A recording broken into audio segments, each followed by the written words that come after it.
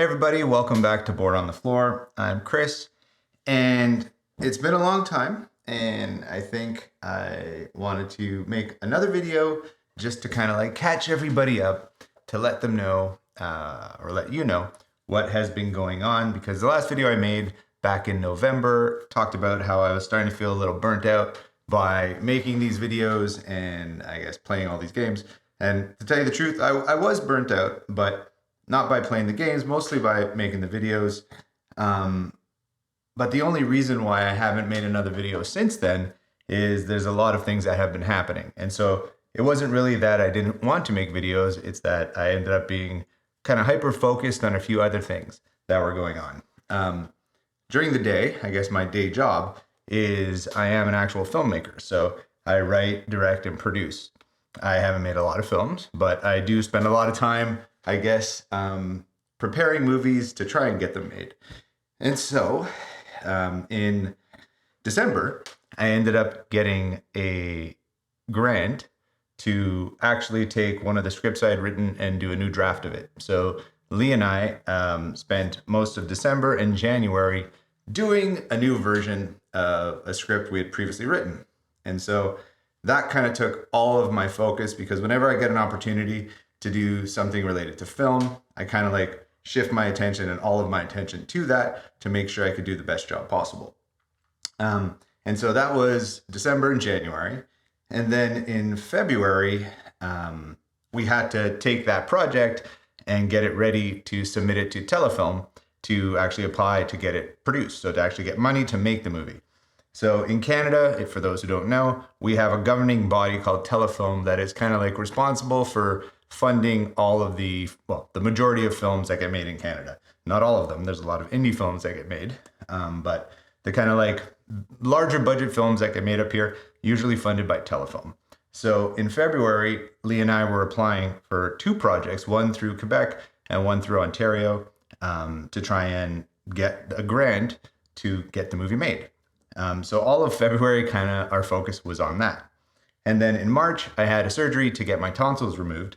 And most of March was recovering. Like, to tell you the truth, they said it was going to be 2 weeks, but it ended up being more like 3 or 4 weeks. And maybe I tried doing too much too soon, but either way, I couldn't really speak through most of March. And then in April, I was lucky enough to get COVID, and that kind of knocked me down for about 10 days. I was really out of it. And having the surgery in March and then COVID in April kind of really took a lot out of me. And so the rest of April was kind of recovering. And in May, I ended up getting a job on a film set. I was actually shooting interviews and behind the scenes, and I did some editing for a project that a friend of mine was producing. So that was all of May.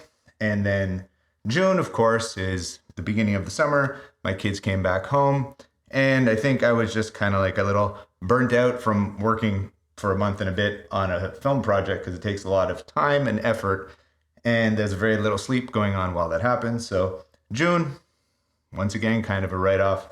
And then July, I wanted to get back into everything, and I started playing a lot more games. But before I knew it, the summer was just over. And so now we are near the end of September, and as we were creeping closer and closer to October, I thought it would be a good idea to try and do another video like I had done last year, talking about my favorite subject, which is horror, and now my new favorite subject, which is board games. So last year I had done a top 10 best horror board games for solo play.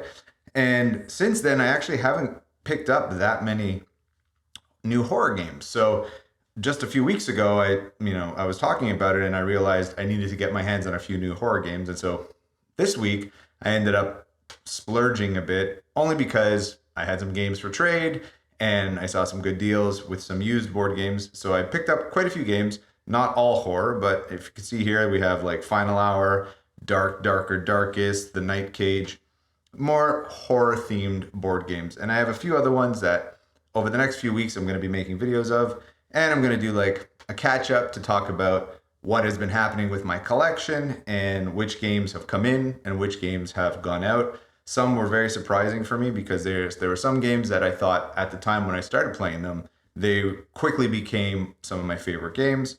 But as I collected more games and started to realize the things that I really liked about board games, I didn't want to have too many similar games in my collection, because then when I go to pick a game to play, I'm too indecisive.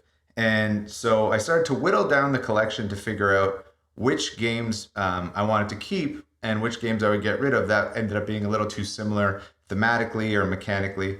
And so I'm going to make a video talking about that. And then, of course, just, some of the newer games I've gotten my hands of. Some are very recent games. So I think Bard Sung, Perseverance are games that have just come out in the last little while. Some are older. Sanctum is quite an old game. Dark, Darker, Darkest, I don't even think is in print anymore. And Lost Ones is something I saw that I thought would be interesting for my kids. So I picked that up. And then getting my hands on In the Hall of the Mountain King, that's been a game that's been on my list for a while. So I managed to find a Kickstarter version, which of course is, as a collector, the type of game I want to get my hands on. And then Final Hour, I'm a huge fan of the Arkham Horror series, and this was one of the few games I hadn't had a chance to play yet. So pick that up. With all the new games I got my hands on and a bit more time, in the next month, you'll probably see a lot more videos coming from me. And if I could find a balance as some film projects come in, because I will be working on some stuff as of the new year, hopefully I'll be able to keep this up and do at least a video a week or something like that, kind of back how I used to do it before I burnt out when I was making 2 or 3 videos a week. But just keep it going at a steadier pace and simplifying, I guess, how I'm going to present some of these games. Maybe I'll do more gameplays as opposed to reviews, or maybe I'll do more reviews as opposed to gameplays. I don't really know. I don't think I'm going to do too many unboxings because a lot of these games are a bit older and you've probably already seen some things, but you never know. Like, unboxings can be interesting, because one thing I've actually done over the last little while too is watched a lot of videos, because even before I started making my own videos, that's how I kind of got more interested into the world of board gaming.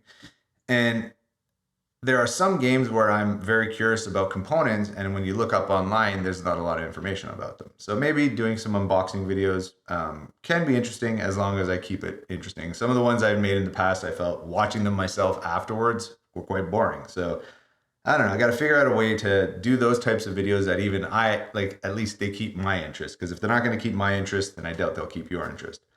Yeah, so that's what's been going on with me. And that's what will hopefully be going on with the channel moving forward. But if you have any comments or questions, please leave them down below. I'm very open about stuff. So if you have anything you'd like to ask me about, feel free to post a question in the comments section. And thanks for coming back, and thanks for hanging around. And hopefully we'll do this again soon. Take it easy.